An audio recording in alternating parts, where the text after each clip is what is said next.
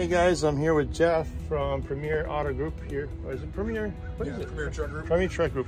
Got the truck Freightliner in service. It's been some time since they had it here, which, you know, all the issues that we addressed are supposedly taken care of. This is the truck here, as you see it in the background. We had some DPF issues, number of issues, including oil leaks on the engine block. All those were serviced. And Jeff, right? Jeff's going to show me what the work that, you know, we spent nearly $10,000 in repairing these things done. It's been 3 weeks, maybe almost 4 weeks, and it's done. He's going to go through step by step, and then we'll present this to everybody else. So here we go. Let's see, transmission air gauge. Only gauge not working, so we won't be able to get pictures of that because it runs through your dash down into the transmission. So what did they did? Can we see that? Do you have the keys to it? I do. Let's take a look at that one item. But I wouldn't, like I said, we won't be able to get in there without tearing that apart. So. Well, no, if I'm remembering correctly, is the transmission air gauge, which is next to the signal thingamajig. On the left side bottom, that was not operation. It's that guy right there. So this one's applied. So. Is that applied, or is that supposed to, like when the transfer case changes or whatever engages, it shifts? No. Yeah, that's probably the battery's turned up. I've always wondered, because I've seen it initially go work, and then, like I said to Tyler, it didn't work after that, after some time.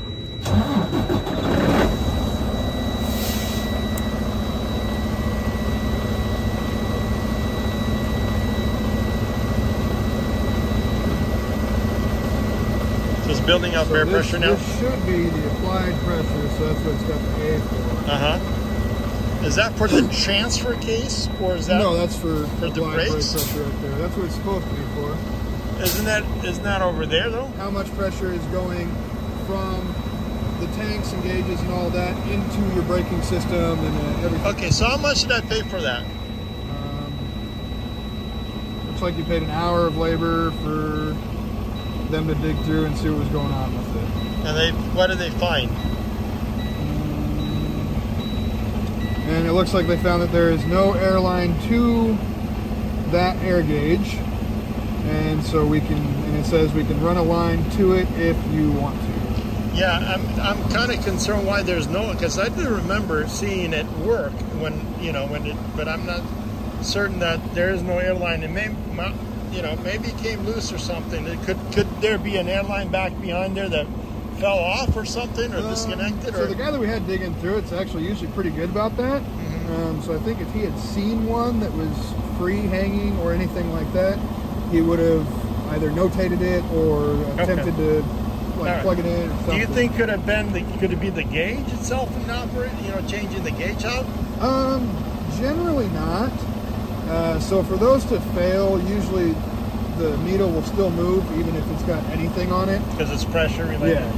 Okay. So what you're suggesting, what he suggests in that letter, in that report, is that there's no line coming to it? Correct. And where would the line be? On this one, it should be somewhere in here.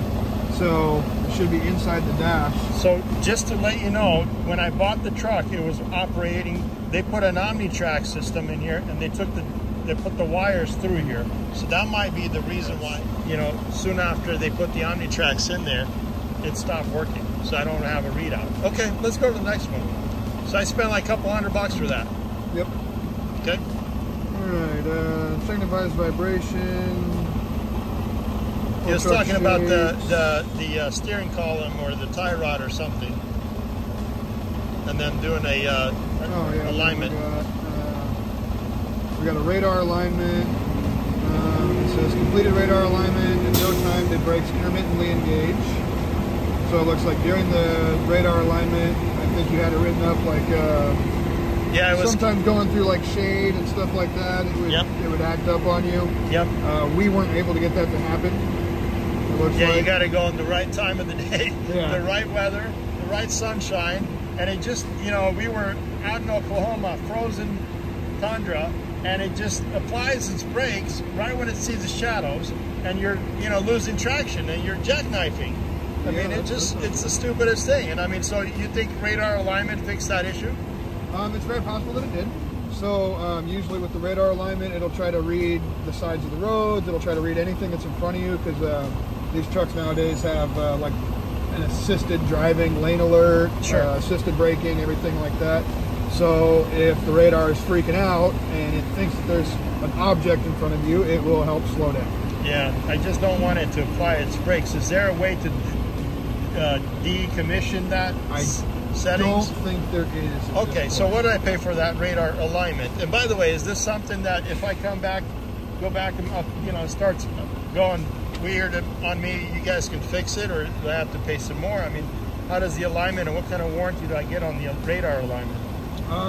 If it comes down to it's something that we did, we'll cover it. If it comes down to it's something else that's more like more added to it or anything like that, then that would be. How would I know you aligned the radar? Usually it'd be set up there. Like there's nothing that says the radar was aligned. So I mean, honestly, it's kind of like taking our word at it. Well, what is it you did to align the radar? So we actually physically take it on a drive, and there's a process inside of a computer that tells us what to do to make it to where it gauges the left side, right side, forward and rear, anywhere that the radars are hooked up at. So you can connect to the computer and kind of so the computer assessed on the road the conditions of it and readjusted it. Correct. Okay, let's go. So how much I paid of that? That was another hour, so that'd be another couple $100. Okay. Let's see. And then it looks like checking advised power steering noise when turning. Let's see. Looks like we found that the fluid is very dark. So that's inside the engine. A little burnt. Yeah. Let's go in there. You can turn it off, I think, maybe because. So I just, you know, I appreciate you being thorough with this. Like I said, it's one of those things that I have to address. I'll help you out with. We're gonna take the hood off. All right, so where are we looking at? So the looks like when we opened this up to inspect it in there, it looked like you had burnt fluid that was, you know, old, used, dirty, worn out. Yeah. So it looks like we ended up replacing some of that. So now you got a lot cleaner fluid in there. Put a new filter on there. A couple other things. Where's the filter? The filter's physically inside of it. Okay, so there's a filter inside the tank, and you replace that fluid inside there. Yeah, replace the fluid, replace the filter. All right. And it seems like that was able to fix it. Okay, so how much that cost me? Altogether, it looks like you're in at about a little under 700. 700 for power steering flush and filter replacement and liquid replacement. Yep. Okay, and it's a topped off now. Is that what it is? Yeah. All right. What's the next? Next one looks like you had that vibration. And the tie rod. Let's see. It seems like I didn't come in with that complaint. Actually, these things I pointed out, but he found the tie rod issue. Yeah. So I don't know where he replaced it and where that would be. The tie rod would be this guy. Is it this side between the tires? Okay, so I see the new one. It doesn't. It looks like it's a new one. You can see it's a new piece in there. You know, compared to you know, no rust on it. So I'm hoping it just wipe it down, but it looks like it's not scratched. And so you replaced the whole tie rod in the middle. Is that what he? Mm-hmm. Yeah. And the reason was it because the so it looks like the ball joints on them were sloppy and loose. So why not just replace the ball joints? So generally speaking, we can get them. They're usually a lot longer time out. And then, to be honest, the amount of time that it takes to swap out the ball joints as opposed to swap out the whole tie rod assembly, like 90% of the time, it's more cost effective for the customer to do the whole tie rod. Got it.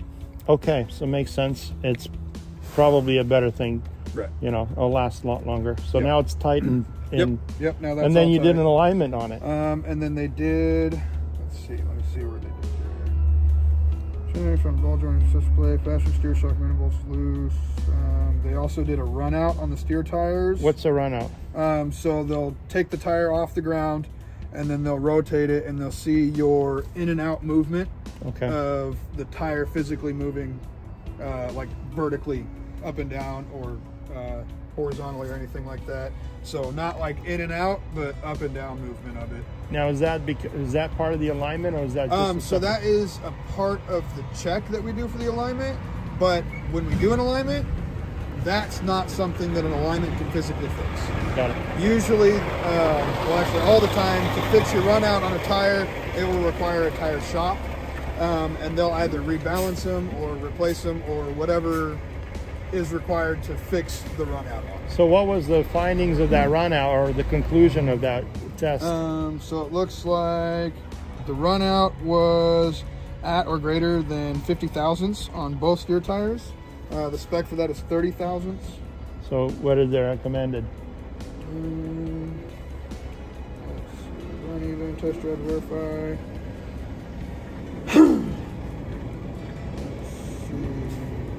And then we ended up doing a vibration analysis on that, which confirmed the findings of out of round tires or out of balance tires. And then the recommendation is to take it to a tire shop and balance the tires. So the alignment wouldn't fix that? Correct. So, but you still did an alignment. We did a radar alignment. It doesn't. I'm not seeing that we did an alignment. Okay, that was kind of what I paid for. But I mean, we might have. I might have just not gotten to it yet. Okay, well, we need to confirm, because I spent a few bucks on a couple, like 400 Yes, it looks bucks. like we did do an alignment. Okay, so how long is that alignment good for? What kind of warranty do I get on the alignment? In all honesty, I don't really think there's like a warranty on alignment. I'd have to check with the manager and see. Like with pickup trucks, you go to Les Schwab's or somebody. Right. And then So I think, generally speaking, we try to make sure it's done correctly and test drive it and make sure that it's at least driving straight and everything like that. So like I said, with the vertical motion of a tire, an alignment won't fix that, but like any pull that you have left or right, or scrubbing or anything like that, the alignment would fix that. If you had tires that were already damaged, it's obviously not going to correct, the damaged tires already. But one of the things they recommended is the tie rod, and then replacing that, and then Correct. paying for an alignment, because Yes. then it's out of alignment. Correct. And so I paid for an alignment. Yep. Are you saying that didn't fix the problem? It did not fix your vibration problem, no. But it So the tire, well, it assisted in fixing it, but it did not fix it completely. So you still have to get the tires balanced. But yes, an alignment was done. Looks like the measurements are printed out and everything into the RO. So All right. we have. So there was an alignment. I'm curious how long that alignment warranty is for. Most places they give you, a percentage of or a year or so, or 6 months, or Honestly, whatever. I'd have to check with the boss to see what that is. What's the next thing? Know. Oh, by the way, how much was that alignment? Let's see. One thing I forgot is I'm gonna probably need an oil change too. But anyway.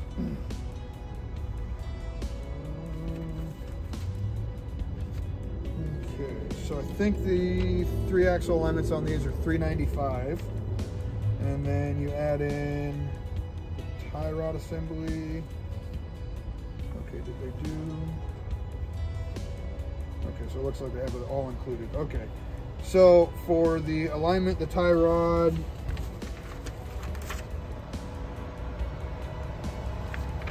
Yeah, it's very difficult. So it looks like to understand what the it looks like for the alignment and the tie rod and everything included in that, you're at about $1,200. $1,200. Wow, that's quite expensive considering it's $300 for an alignment, and all including the tie rod replacement. Okay, the service. Okay. Yeah. So the whole thing. So the tie rod. And it looks like, I think that might have been. All right. What's the next? The EVA as well. Yeah. So I think that was.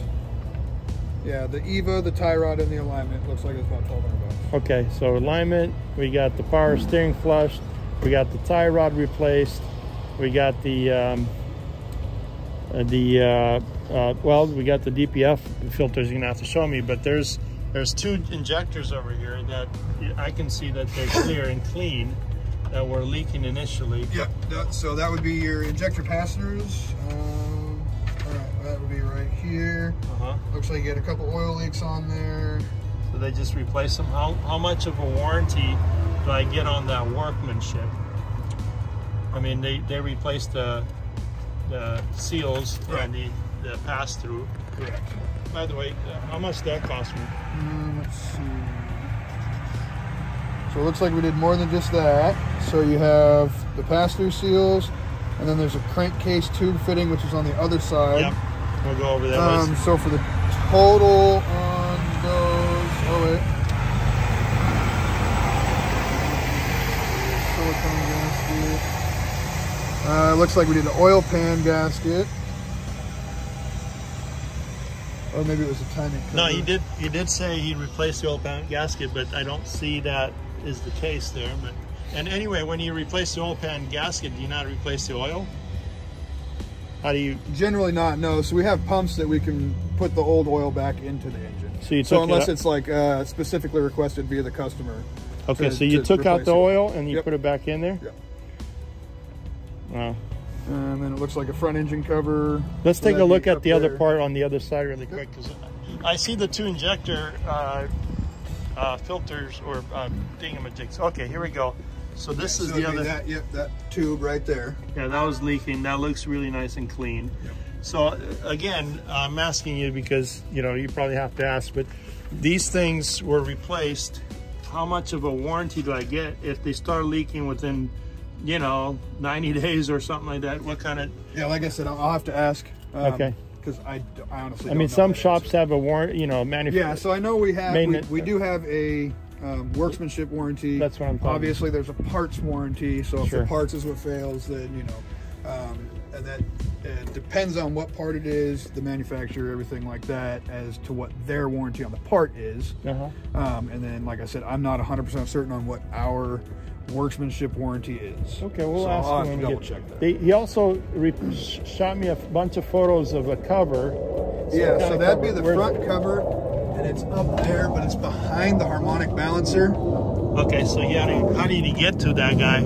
So that would have been with the pan removed. You can actually get to it and see it right there. You can see it under there. But in order to get to it, you have to remove the harmonic balancer and the belts and all that kind of stuff, and it sits basically right behind that. So you had to do all that? Yep. So you took all the belt and all that? The belts will be coming off. The harmonic balancer comes off. You can, so pretty much that. And he put all that stuff back? Yep. So it looks like the whole lower front end basically came off so we could get to it. Wow, that's a lot of work. Yep. A lot of parts pulled apart, make sure you put all the bolts back in there. Yeah. I mean, we're serious business here. It looks like maybe there's a missing bolt here, but I don't know. There's some tightening that needs to be done there. Oh no, the radiator and stuff doesn't come off. No, this thing here. Yeah, the little air dam. Yeah, is that something? So no, none of that comes off when we do it. This looks like it's probably just that clip style. Yeah, it looks like it's missing a bolt. Yeah, it looks like it's missing a clip. Okay, so what is the next thing? So we got the pass through here. Is this a radiator or what is this? No, so that will be your crankcase breather or your oil spinner. Depends on that. So that's what that tube is for. Oil. Yeah, so it's oil. Yep. Okay, and then the injector's on the other side. The injector pass-throughs, and then the front cover and the oil pan. Now I can't see the cover because nobody can, and the oil pan, I can't see the oil pan either underneath there. So I'm just taking your word that they replaced that. Yeah. So let's see. And it looks like if I climb underneath there, will I be able to see the oil pan? I mean, you can see the oil pan. I can't with the light, you might be able to see the new seal. Oh, is there just a seal? Yeah, so we didn't replace the pan, just the seal itself. I don't, Yeah, so it'd be like up. Let me see if you can. Yeah, you can't see it. I see a bunch of oil, but that's probably from them doing the, the stuff. Right. Okay, so seal was replaced. What else there's? So yeah, like I said, the seal, front cover.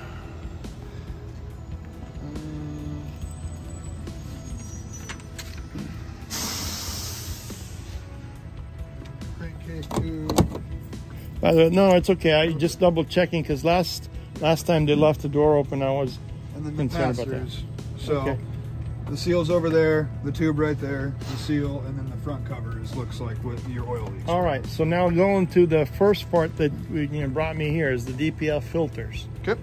So we originally had a check engine light, and then the code said replace. They couldn't do the regen, and so it needed replacing, putting new DPF filters, not cleaning them because supposedly they were already cleaned. Okay. That was covered through the warranty. Correct. The majority of it, I still paid $1,000. I think most of it was covered through warranty or something like that. So you took what, like the So side? in order to do that, these steps come off, and then there's what's called a one box sitting behind it, and then there's like a cover on that, the step brackets that are here, all those have to come out.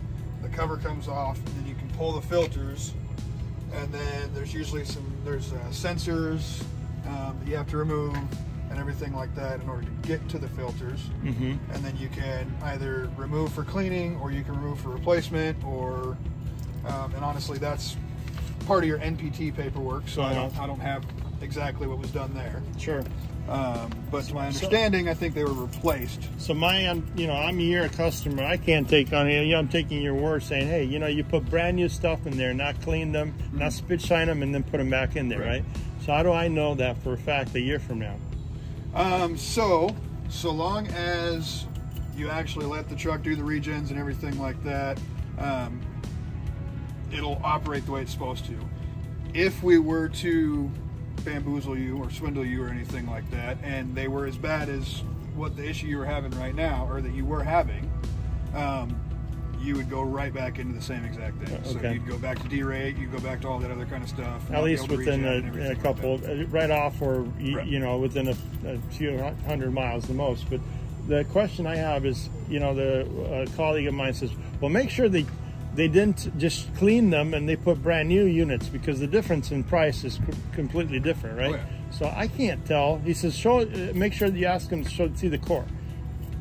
What are your thoughts on that? If we still have the core, we could do that. Well, you probably do thousands of trucks, so you can show me any core and it'll be the same to me. But the question is, I really wanted, I got a YouTube channel and I put stuff on there, but anyway, I was gonna demo the whole procedure, but then I was so overwhelmed with everything else, I just didn't have the time. So you put new filters in there, and then those should last, based on your professional opinion, at least what? It really depends on how you operate your truck. If you have a lot of idle time, they're not going to last as long as they would if you have a lot of road time. Yeah. So if you're on the freeway constantly, the system will continuously do like a driving regen and it really depends on like how clean the system is going through, the fuels that you're using, everything like that. So if you're a heavy idle truck, I've seen brand new DPFs last less than a year. Like, I mean, if you got 60%, 70% idle time or something like that, if you've got what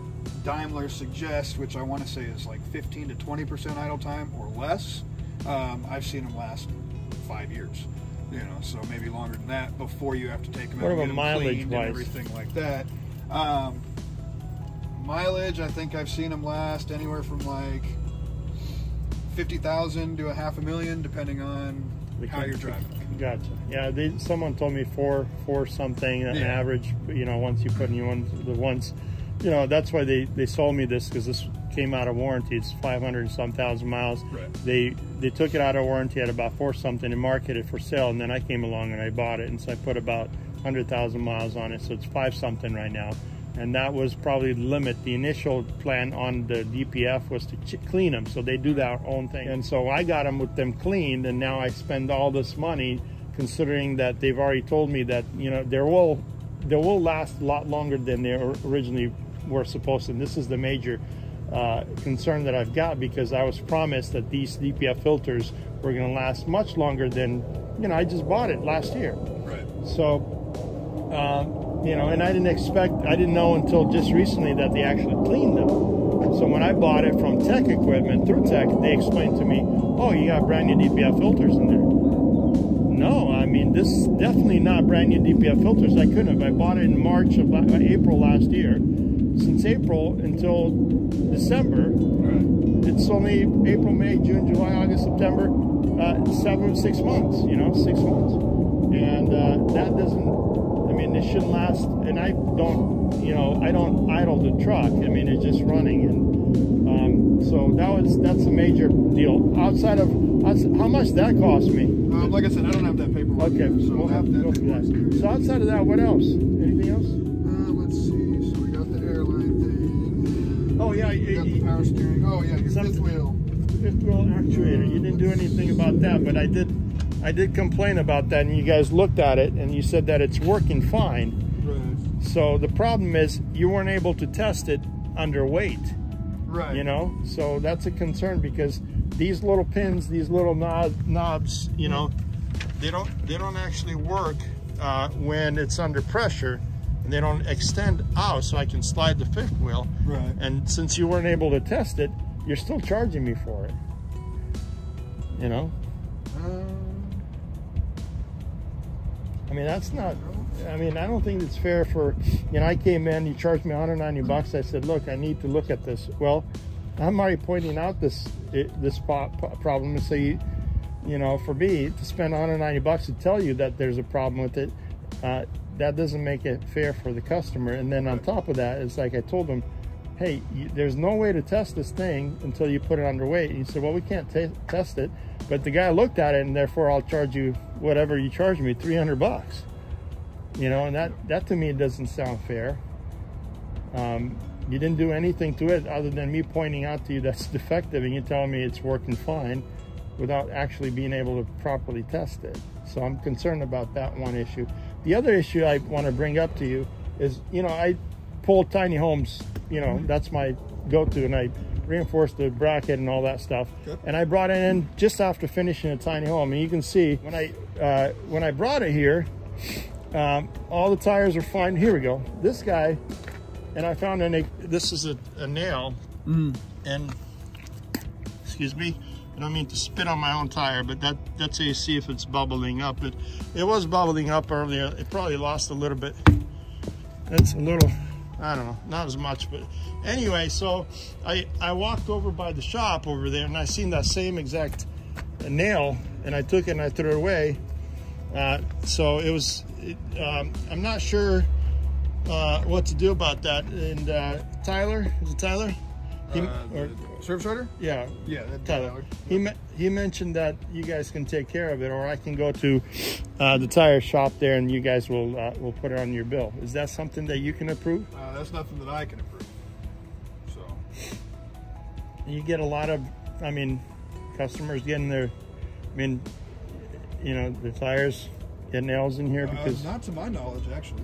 That's probably a fluke issue for me as well. I mean, it just so happens that, you know, I mean, you know, especially in our shop, like, I mean, for the most part, most of our stuff is, you know, bolts. So, yeah. And that's obviously a screw or something like that. That's a screw from. So I'm not saying it didn't. That's a screw from one of the. Like that, or, yeah, one of these components. And the weird thing is that its brother or sister was sitting on the ground as well after I seen it, and I took a picture of it. And I'm like, hey, what the beef happened here?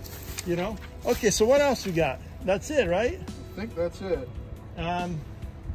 You didn't put oil in there, so that needs to be taken care of, but not at this time. We'll do an oil change. It's due.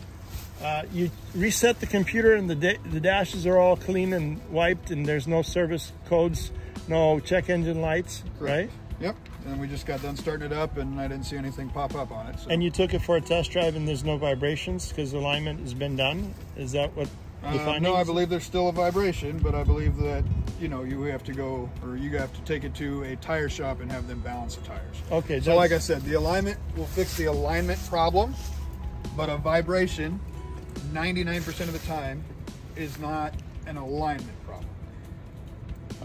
So usually, like, I mean, unless your alignment is way, way, way out, it's not going to cause a vibration. So generally it's like tires or, you know, like bushings or springs or something like that that'll cause a vibration. Okay. But the alignment itself, most often, does not cause a vibration. So do you think I needed the alignment based on your opinion? With the tie rod being as bad as it was and us having to replace it, yes. Because if you do a tie rod and then you don't do the alignment, your tires can either be like faced out or faced in, which will definitely cause severe tire wear, which will definitely cause vibration. I follow you. All right, that makes sense. I did the same thing with my pickup truck a while back. And, you know, anytime you replace parts on the steering axles, and you need to do an alignment. And I understand the issue with the rotating of the tire versus the alignment. So I'll have him take a look at that. Is there anything else that I need to address? At this time, I'm not seeing anything else written up here, and I did not look at this truck prior to this, so. Well, my main concerns is just the tire. I mean, I spent 10 grand here with you guys over last month, and I don't normally spend that much money, and it's not a company thing. I'm a one guy deal, and I want to go on the road and make 1,200 bucks, so 10 grand is quite a bit of money out of my pocket. And I would like you guys to take care of that tire for me. And it was already promised that, I can go to GS whatever, and then have them take care of it. But I don't want to end up there and then they'll say, well, it's not, they're not covering it. Because Tyler, right? That's his name. He said it. And then the other issue I've got is the warranty on the workmanship and also the DPF filters. I am curious how that, you can tell me how much that will last. And then I'm super concerned that these might leak again. I mean, I don't see that they will, because it looks like it's, you do this all the time, but again, who knows? I'm going to sell this truck a year later. I want to show the whoever's buying it, okay, yeah, it's been serviced. And if they go bad in 6 months, is it going to be covered? Is it going to 90 days? Is there a year limit? What kind of deal is, are you putting on your workmanship? What kind of warranty? The tie rod falls off. I don't know, those things. There's got to be some kind of warranty behind the work that you do. And then my main concern is obviously the tire. I don't see that. The other thing, and I addressed this with Tyler briefly, most of these things that you replaced, I came and pointed out, I said, look, I need this, I need this, I need this. It's almost for every pointing item that I identified, he says, okay, 190 bucks, 190 bucks, 190 bucks. Well, when you do an assessment, is it a one-time vehicle assessment, or is it per item? I'm gonna assess this will charge you, for me to take the screw off will be 190 bucks. For this to be clipped on, 190 bucks. So it feels like for every item, and that's what I paid, that's what I'm paying 10 grand for, he's charging me for every little nook and crunny, any item that I'm pointing out. It should be a one assessment. If I go to a dealership and I get, hey, how much to take a look at my truck to make sure that it's roadworthy? Well, it'll be 200 bucks to look it over. Okay, but not 200 bucks for each item that I'm going to touch. Right? And so that doesn't seem fair for me to be charged. The other thing is, I don't feel it's fair, is the fifth wheel actuator. You guys really didn't do anything other than look at it, and now you pointed out, and I spent 300 bucks to take care of that, which I feel like I shouldn't have to pay for something I've already pointed out to you, and then you didn't do nothing to fix. So those are my only concerns that I've got right now. So otherwise, you lost my bungee. There's supposed to be another bungee somewhere. Yeah, I don't know if you can address the warranty, the actuator. Like I said, we'd have to, I don't have that information. Okay, well, we'll go back in there. I don't sit all that high on the totem pole. No, I understand. Who will take care of that today? Because I want to take this thing out. Well, we can go back to Tyler and see what's going on there, and then possibly get somebody else involved. I'm not 100%. All right, I'll meet you over there. I'll close it up. You locked that already? Yes, everything's locked. All right, thank you, sir, for appreciate it. Jeff, right? Yeah. All right, Jeff, thanks, man. So you guys, after all that, I'm here still at Premier Service. I was trying to pay the balance that's still left. They've already charged the warranty, and I'm here after we walked through the things that they finished or fixed, and they don't want to accept payment in credit card form. They said their maximum capability of having credit card transactions is $5,000, and they gave me a sheet that supposedly identifies their policy that requires a customer to sign off. Usually it's given at the beginning of the transaction to identify to the customer that if there's a transaction that they service the vehicle for and it goes over $5,000, the customer acknowledges that they will pay with cash rather than the credit card. Well, that was not given to me at the beginning of the process. 4 weeks ago, when I brought the truck in, nobody explained to me that if I have to pay, I can't pay with a credit card if it's more than $5,000. So here I am ready to pay. I'm a little upset because I want to take my truck. I want to pay for my my services. I want to take my truck and go. And they don't want to accept payment. So that forces me tomorrow to lose a client because the truck is designed for tonight to be accessible to the client's needs. And I've got a tiny home that needs to be relocated tomorrow at 6 a.m. So I'm here not able to pay because they're not willing to accept payment. And I don't understand the reasoning. I mean, why would they not want to accept more than $5,000 in credit card? I've got a bank certified card, debit card, that I just allocated funds specifically for this purpose, and they don't want to take it. I don't understand it.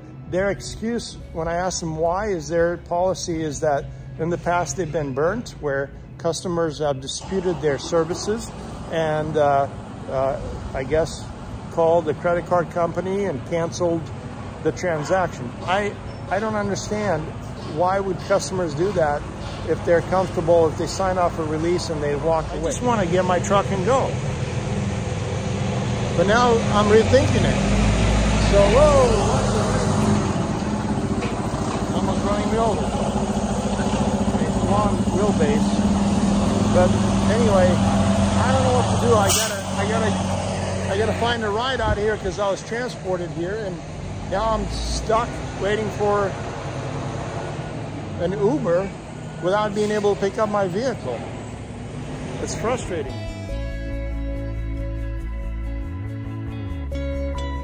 Hey guys, it's Chris. I'm here with Wayne at Premier Truck Group, picking up the 19 or 2018 Freightliner after they finish it. I've got the cashier's check somewhere here in my pocket. We already wrote it up. So anyway, we went over and we did, kind of briefly looked over. I have some concerns.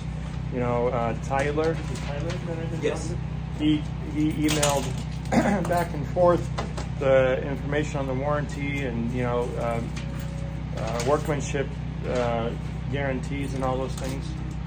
They're pretty basic to everything else, but I'll share with you guys the communication that I've had with him. Otherwise, I'm going to take care of it and then go pick it up and then get it on the road here for tomorrow morning. So I just came, got the keys. He's prepping my receipt. Here's the truck, found it on the parking lot in this space. Doors are locked, obviously, but I noticed they left the lights on. The rear lights on.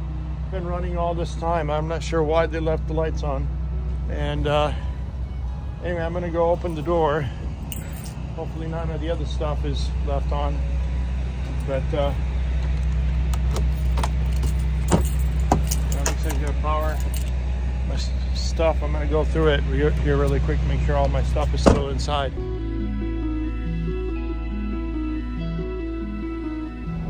Hey, so I just took off from the dealership. Obviously, I'm en route to my destination here. I am just coming up to Grants Pass. Just left the dealership last night, and just about a second or two before I pulled my camera out, the check engine light popped up. I'm not sure what the cause of it is. Right now I'm kind of worried. I'm going over the, Grants Pass into, California, and the check engine light just came up. I had this truck, I spent $10,000 to get it done. I'm not sure why the check engine light is on, and yeah. So here I am on the side of the road now. Truck popped up a check engine light, and the diagnostic code is unclear. Not sure. As you've seen, the truck was in service for a whole month at Premier Auto or Truck Group in Portland. They had the truck there. They did $10,000 worth of work. And oh crap, now I got to take all this off. Anyway, the check engine light is not a good sign. I had to stop and pull over here so I can take a look. I can't seem to get a clear code issue. and so I got to look at the engine. So we're gonna see what the engine looks like. I'm a little concerned. So I just lowered my brush guard here with the oversized sign. Now we're gonna open the hood.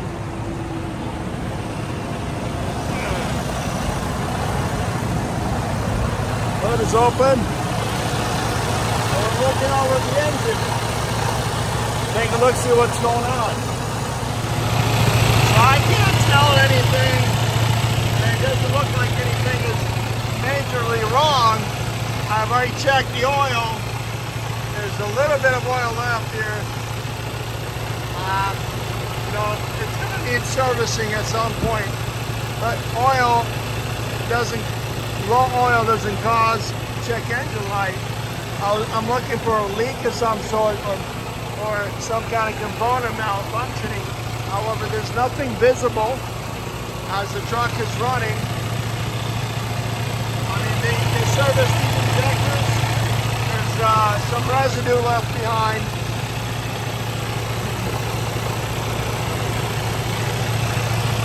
Nothing on the firewall visible. You know, the turbo seems to work. We got coolant. We got power steering fluid. The filter water separators there. The other side, the same thing. Nothing visible.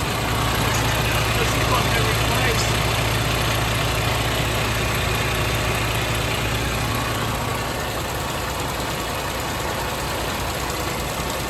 Nothing they didn't fix properly. It's just they took the screw, didn't put it back in. Yeah, I can't tell what's going on. There's no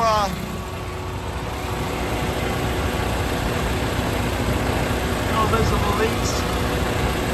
However, we got a check engine light on. So here we are. We're gonna go and take a look, see what the dash is saying. Okay, so the dash saying still check engine light. You know, we're diagnostic. We go to the diagnostic part, saying one active fault. The ADAS says 1. LDAW not available, right speaker error, and then the service soon. The diagnostic code is SPN 523006. That's all there is. Something about speaker. Honestly, I have no idea what to do here. So as I'm sitting right here on the road, I completely turned the truck off, and to see what's going on when I reset my dashes. I mean, the check engine light, I'm sure is not gonna disappear just anyway. It's saying, of course, check engine light popped back on. So now I turned the truck back on, and you know, these other, parking brake is on, check engine light remains on. So you guys, right now my check engine light remains on. Mileage is 548,396. I'm here in the middle of the side road here, nowhere. I can't do anything. I'm not able to do anything, so we're gonna have to go to a service shop and take care of it. I'm closing it up. I don't see a problem that I can recognize. Therefore, I don't know what could be the cause of it.